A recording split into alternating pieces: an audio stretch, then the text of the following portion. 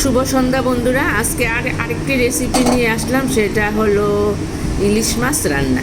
ইলিশ মাছ আমরা সবাই রান্না করি, কিন্তু আমি একটু অন্যরকমভাবে মাছটা রান্না করেছি। আপনারা একটু দেখুন, ভালো লাগলে চ্যানেলটাকে একটা লাইক, একটা সাবস্ক্রাইব দিয়ে আমার পাশে থাকবেন। মাছটাকে তো প্রথমে নুন মেখে একটু হালকা করে ভেজে নিচ্ছি, একদম হালকা করে একটু ভেজে নিলাম। ভেজে নিয়ে মশলা দিয়েছি শুধু একটু পেঁয়াজ আর কাঁচা লঙ্কা গ্রাইন্ডারে পেস্ট করে নিচ্ছি, সেই পেস্টটা দিয়েছি। আর কালো জিরা ফোড়ন দিলাম, দিয়ে সেই পেস্টটা দিয়ে নেড়ে একটু যখন কষানো হলো, তখন আমি আপনার সরিষা বাটাটা দিয়ে দিলাম। সরিষাটা হাতে বেটে নিয়েছি, পাটা ফুটা আছে আমার, সেখানে মানে হাতে বাটলি আমার কাছে বেশি একটা ভালো লাগে, আর রান্নাটাও বেশ ভালো হয়। হালকা করে একটা ঝোল রান্না করলাম আজকে ইলিশ মাছের।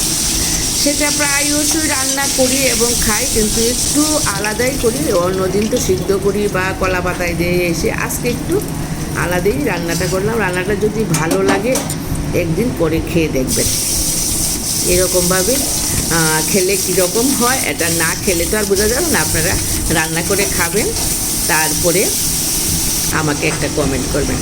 আমি দেখেন কাঁচা লঙ্কা, কালো জিরে আর পেঁয়াজ, ওই যে পেস্ট করে রেখেছি, সেই পেঁয়াজটা দিয়ে একটু কষিয়ে নিচ্ছি।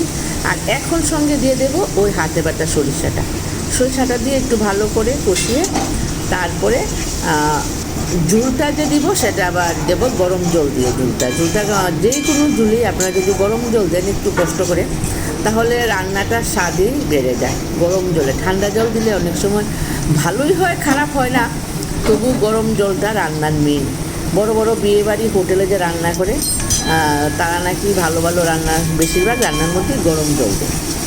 তা আমরা তো গরম জলটা খুব কমই ব্যবহার করি, তবে করি না যে একদম তা না, আবার করি। এবার দেখুন জলটা গরম করে ঢেলে দিলাম, দিয়ে একটু সিদ্ধ করে নিলাম ইলিশ মাছটাকে, একদম হালকা করে একটু ভেজে নিয়েছি।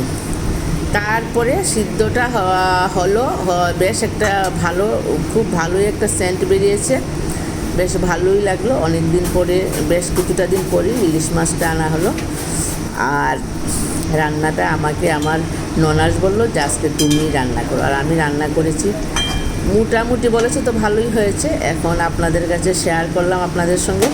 দেখুন রান্নাটা যদি পছন্দ হয় তাহলে অবশ্যই একটা, আবারও বলছি, আমার পাশে থাকবেন আপনারা। আর আমি চেষ্টা করব একটু ভালো ভিডিও নিয়ে আসতে।